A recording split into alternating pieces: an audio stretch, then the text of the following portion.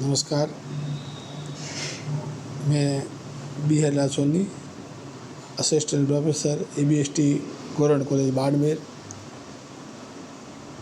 आज BCom part 3 के विद्यार्थियों के paper first management accountancy and GST, जिसका यूनिट फर्स्ट में revise proforma of financial statement, schedule 6 और बैलेंस शीट, केवल बैलेंस शीट का अध्ययन करेंगे। चिट्ठी का संशोधित अनुसूची शेड्यूल नंबर 6, शेड्यूल नंबर 6 के अनुसार वित्तीय विवरण का चिट्ठा, केवल चिट्ठे का अध्ययन। अब नई जो बैलेंस शीट बनाई जाती है वो हॉरिजॉन्टल ना होकर वर्टिकल में है। बैलेंस शीट में क्या क्या चीज़ें हैं? पहला एज ऑन है, नीचे एज ऑन 31 मार्च, जो भी हो सन, उसका सन का नाम लिखते हैं। उसके बाद में particular schedule number, current year और प्रीवियस ईयर, दोनों लिखने से क्या होता है कि दोनों की तुलना की जा सकती है। भाई गत वर्ष संपत्ति कितनी थी, इस साल कितनी बढ़ी या घटी, पता चल जाता है। तो करंट ईयर और प्रीवियस ईयर। बैलेंस शीट के दो भाग है। एक सोर्सेज ऑफ फंड, मतलब फंड किन किन साधनों से फंड आया, किन किन साधनों से धन आया, पैसा आया। एप्लीकेशन ऑफ फंड का मतलब किन पे खर्च किया।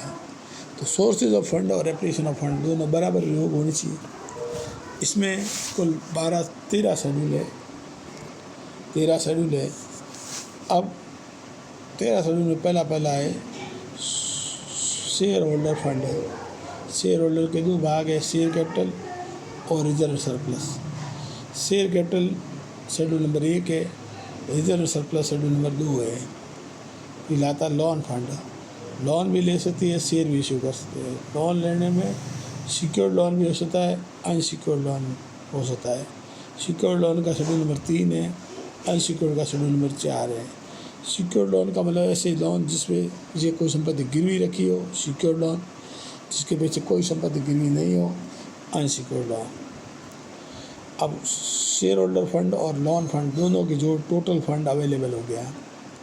अब इस फंड का उपयोग किसमें किया? पहला स्थायी संपत्ति खरीदी, फिक्स एसेट्स, मशीनरी वगैरह, बिल्डिंग, वो शेड्यूल नंबर 5 है। किन में इन्वेस्टमेंट किया, 6 नंबर। करंट एसेट्स, लोन और एडवांस, इसके अंदर 5 शेड्यूल है। पहला है इन्वेंट्री करंट एसेट्स है। इन्वेंट्री को, स्टॉक को, वो 7 नंबर।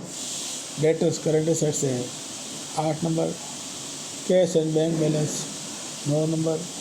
इसके अलावा कोई करंट एसेट्स है वो 10 नंबर है। और लोन एडवांस, यदि किसी को आपने लोन दिया है, एडवांस पैसे उधार दिए है वो। अब इसकी जोड़ में से करंट लायबिलिटी घटा देंगे। Current liability sources of fund में भी दिखा सकते हो, ऊपर भी दिखा सकते हो। यदि एसेट साइड में लिखेंगे तो घटा के दिखाएंगे, तो करंट एसेट्स में करंट लायबिलिटी घटाएंगे। करंट लायबिलिटीज एंड प्रोविजन, उसके दो भाग है। एक करंट लायबिलिटीज है, दूसरा प्रोविजन है। अब जैसे करंट एसेट्स में करंट लायबिलिटी घटाएंगे, इसका नाम आएगा नेट करंट एसेट्स। और ऊपर वाले एसेट्स है ही, ये सब घटाएंगे, तब आएगा टोटल फंड अप्लाइड। ऊपर तो आया था टोटल फंड अवेलेबल, यानी किन किन साधनों से फंड आया और किन से फंड गया।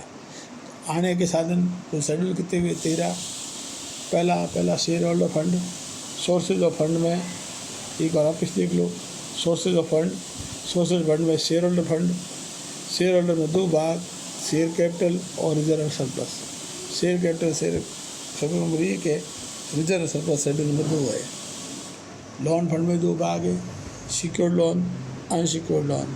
सिक्योर्ड लोन का शेड्यूल नंबर 3 है, अनसिक्योर्ड का शेड्यूल नंबर 4 है। टोटल फंड अवेलेबल हो गया।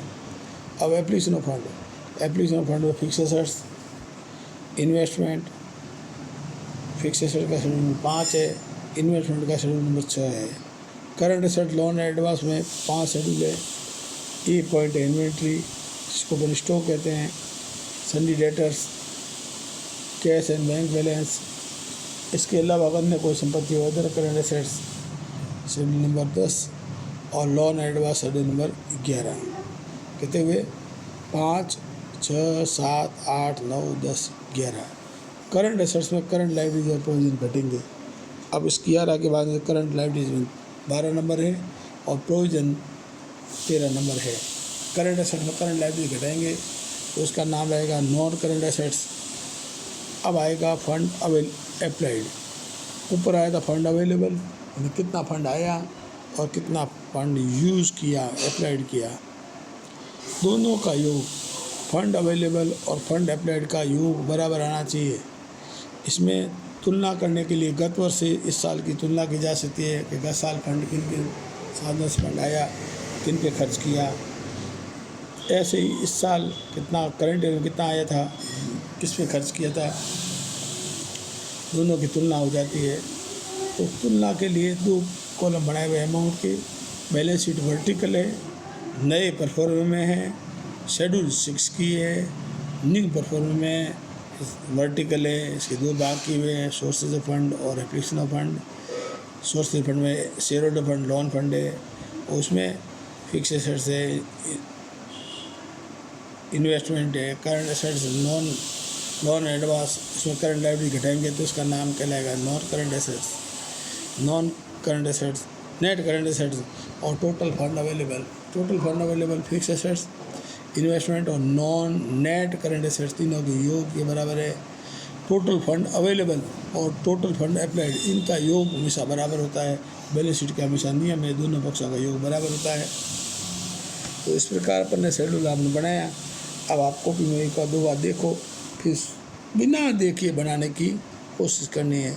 कोशिश करनी है कि खुद नहीं नकल मार के नहीं करनी, बिना देखे आप शेड्यूल बनता है कि नहीं बनता है पहले पूरा अच्छी तरह पढ़ लीजिए।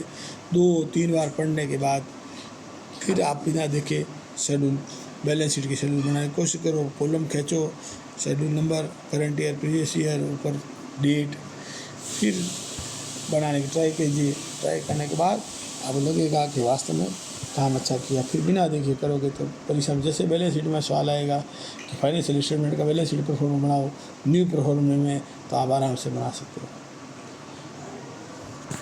धन्यवाद।